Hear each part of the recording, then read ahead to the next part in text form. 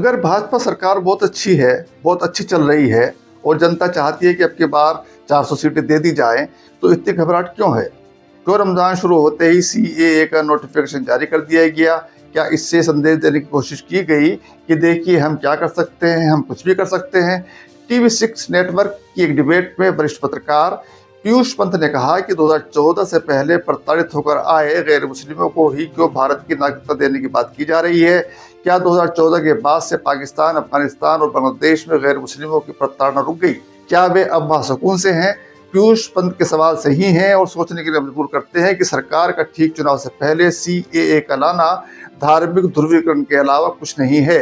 पाकिस्तान के गायक अदनान सामी को तो इसी सरकार ने नागरिकता दी थी। क्या वह वहां प्रताड़ित था? अगर प्रताड़ित था भी तो एक मुसलमान को मोदी सरकार ने नागरिकता क्यों दी? न सिर्फ नागरिकता दी बल्कि पद्मश्री से भी नवाजा था। अदनान सामी के पिता 1965 के युद्ध में पाकिस्तान की एयरफोर्स में पायलट थे। उन्होंने 1965 और 1971 के युद्ध में पाकिस्तान की ओर से भारत के खिलाफ युद्ध में हिस्सा लिया था। मोदी सरकार एक पाकिस्तानी मुसलमान को, जिसके पिता भारत के खिलाफ 2 युद्धों में हिस्सा ले चुके हैं, नागरिकता देने की गुनहगार है। सीमा हैदर भी पाकिस्तान से आई, मुसलमान है, वे प्रताड़ित होकर भी नहीं आई, अपने पति को छोड़कर भारत भागकर आई है। उसे गोदी मीडिया से आंखों पर बैठा रहा है। सरकार को चाहिए कि अदनान सामी और सीमा हैदर को सीएए का ब्रांड एम्बेसडर बना दे। अदनान सामी और सीमा हैदर से ज्यादा कौन सीएए का प्रचार कर सकता है? भाजपा ने नारा उछाल दिया है, अब की बार 400 पार।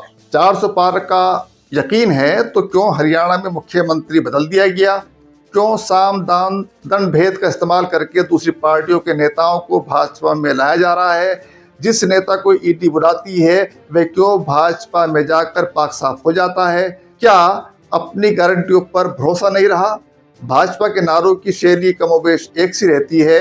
अब की बार मोदी सरकार, बहुत हुआ महिलाओं पर अत्याचार, अब की बार मोदी सरकार, बहुत हुई महंगाई की मार, अब की बार मोदी सरकार, आदि आदि नारे लगते रहे हैं 2014 से। अब उसके नारों में गारंटी शब्द ने जगह ले ली है। अखबारों के पहले पन्ने पर मोदी की गारंटी के नाम से विज्ञापन रोज छप रहे हैं। भाजपा का अब की बार 400 पार नारे की हकीकत क्या है? यह महज एक नारा है या वाकई वे 400 पार के करीब चल रही है? भारत के अलग राज्यों के समीकरण और मिजाज अलग अलग हैं। दक्षिण भारत के 4 राज्यों में भाजपा का कोई खास वजूद नहीं है। क्या हिंदी राज्यों के सहारे 400 पार का आंकड़ा पार किया जा सकता है?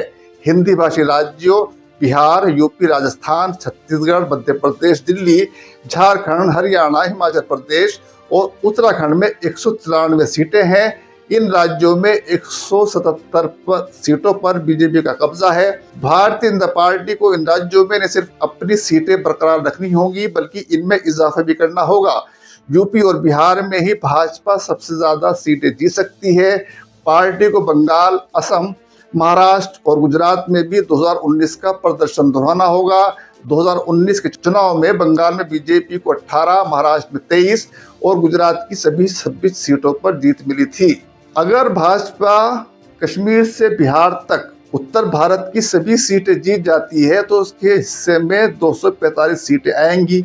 लेकिन क्या ऐसा संभव है? अगर भाजपा को 400 पार का आंकड़ा पार करना है तो उसे केरल, तमिलनाडु, तेलंगाना, आंध्र प्रदेश में भी 10-10 सीटें जीतनी होंगी, जो संभव नहीं लगता। इन राज्यों की कुल 118 सीटों में से बीजेपी के पास सिर्फ 4 सीटें हैं, जो तेलंगाना में मिली थी। अब भाजपा के लिए कर्नाटक भी आसान नहीं रहा। पिछले आम चुनाव में बीजेपी ने 28 सीटों में से 25 सीटें दक्षिण भारत के इसी राज्य से जीती थी। इस बार पार्टी ने जेडीएस के साथ चुनावी समझौता किया है। समझौते के कारण बीजेपी को 4 सीटें जेडीएस को देनी होंगी, यानी उसे सभी 24 सीटें जीतनी होंगी। ये काम आसान नहीं है। बिहार में भी भाजपा के लिए खुद की सीटों का बढ़ाना भी चुनौती है। 2014 में बीजेपी अपने दम पर सर्वाधिक 22 सीटें ही जीत सकी थी। इस बार तेजस्वी यादव जिस तरह से बिहार में लोकप्रिय होते जा रहे हैं, उसे देखकर नहीं लगता कि भाजपा इस बार अपना 2014 का प्रदर्शन दोहरा पाएगी। पूर्वी भारत की बात करें तो ओडिशा से भाजपा के 8 लोकसभा सांसद हैं, जबकि बीजेडी के पास 20 सीटें हैं। नवीन पटनायक से उनका समझौता जरूर हो गया है, लेकिन नवीन पटनायक से वे ऊपर नहीं जा सकती। बंगाल में भी भाजपा को 18 सीटों से आगे बढ़ने की दरकार होगी।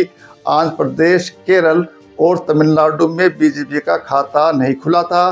तमिलनाडु में भाजपा का AIADMK से गठबंधन टूट चुका है। पूर्वोत्तर के राज्यों की कुल 25 लोकसभा सीटों में से भाजपा के पास 11 सीटें हैं। 400 का आंकड़ा पार करने के लिए भारतीय जनता पार्टी को सभी 25 सीटें जीतनी होंगी। इसके अलावा बीजेपी को खुद गुजरात, राजस्थान, मध्य प्रदेश, छत्तीसगढ़, महाराष्ट्र और कर्नाटक की सीटों को विपक्ष के हाथों में जाने से बचाना होगा। पंजाब में उसका आम आदमी पार्टी और कांग्रेस के साथ ही शिरोमणि अकाली दल से भी मुकाबला होगा। कश्मीर में अनुच्छेद 370 हटने के बाद पहली बार चुनाव होंगे। हिमाचल में कांग्रेस की सरकार आ चुकी है। कर्नाटक बीजेपी के हाथ से जा चुका है। महाराष्ट्र में सहयोगी बदल चुके हैं। महाराष्ट्र में भाजपा, NCP, अजीत पवार गुट और शिवसेना शिंदे गुट के साथ मिलकर चुनाव में उतरेगी। सभी 48 सीटों वाले महाराष्ट्र में बीजेपी को सहयोगियों के साथ सीट शेयर करनी होगी।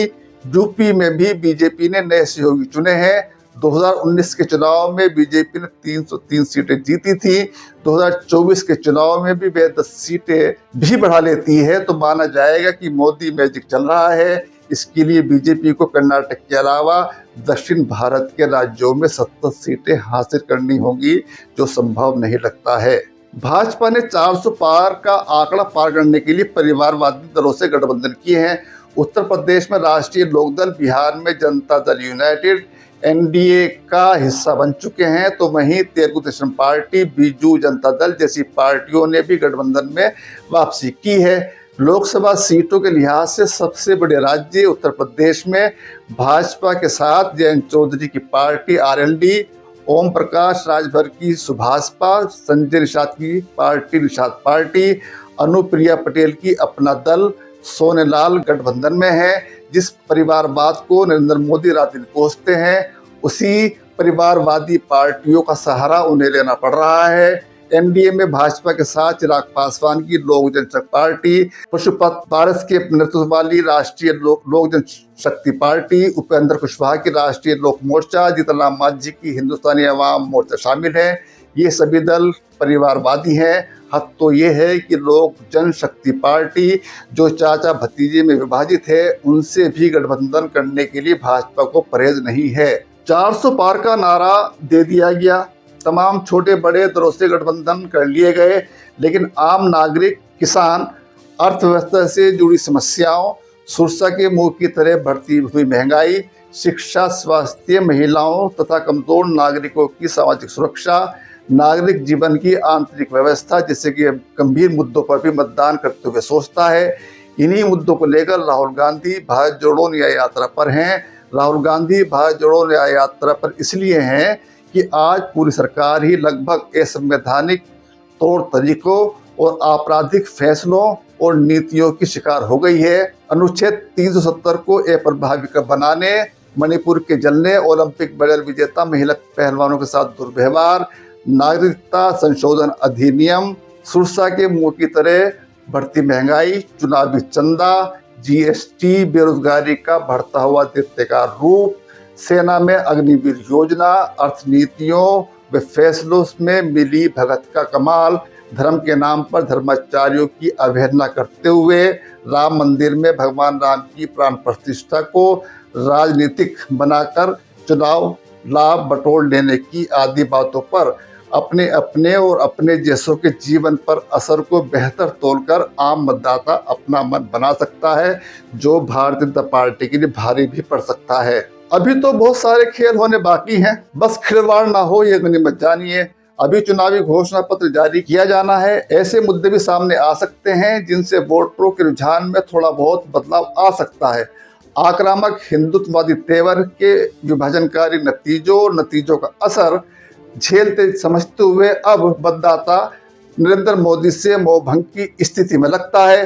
सबसे बड़ी राजनीतिक पार्टी है भारतीय जनता पार्टी, सबसे बड़ा बैंक है भारतीय स्टेट बैंक, सबसे बड़ा कोर्ट है सुप्रीम कोर्ट, सबसे बड़ा लोकतंत्र भारत का लोकतंत्र।